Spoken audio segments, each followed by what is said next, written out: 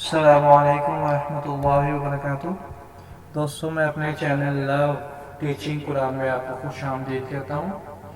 उम्मीद करता हूँ आप सब खैरियत से होंगे।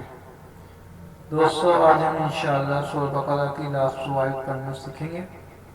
लेसन स्टार्ट करने से पहले आप दोस्तों से गुजारिश है, जो लोग मेरे चैनल पर नए हैं वो काइंडली मेरे चैनल को ज़रूर सब्सक्राइब कीजिएगा, वीडियो को लाइक एंड शेयर ज़रूर कीजिएगा और हाँ, कमेंट्स बॉक्स में अपनी राय का इजहार करना ना भूलिएगा। आपको मेरी वीडियो कैसी लग रही है, बहुत शुक्रिया। अऊज़ु बिल्लाहि मिनश शैतानिर रजीम। बिस्मिल्लाहिर रहमानिर रहीम। आमन रसूलु बिमा उरसिला इलैहि मिन रब्बिहि वल मुमिनून कुल्लुन आमन बिल्लाहि व मलाइकतिहि व कुतुबिहि व रुसुलिहि ला नुफर्रिकु बैन अहदिन मिन रुसुलिहि व क़ालू समिअना व अतअना गुफ़्रानक रब्बना व इलैकल मसीर। ला युकल्लिफुल्लाहु नफ्सन इल्ला वुस्अहा लहा मा कसबत व अलैहा मा इक्तसबत। रब्बना ला तुआखिज़ना इन नसीना औ अख़्तअना। रब्बना वला तहमिल अलैना इस्रन कमा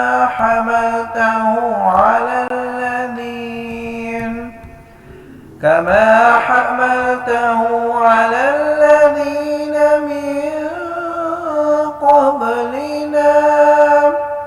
ربنا ولا تحملنا ما لا طاقة لنا به واعف عنا واغفر لنا وارحمنا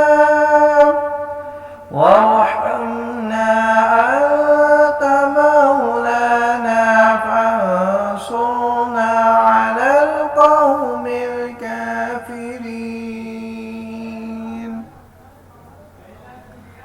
آمنت بالله صدق الله العظيم. بسم الله الرحمن الرحيم. آمن الرسول بما أرسل إليه من ربه والمؤمنون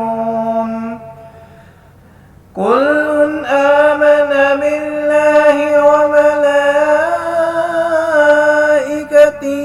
وكتبه ورسله لا نفرق بين أحد من رسله وقالوا سمعنا وأطعنا غفرانك ربنا وإليك المصير.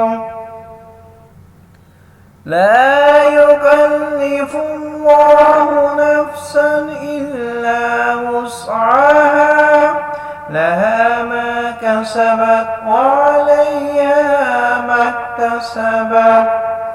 ربنا لا تؤاخذنا إن نسينا أو أخطأنا. ربنا ولا تحمل علينا إصرا كما حملته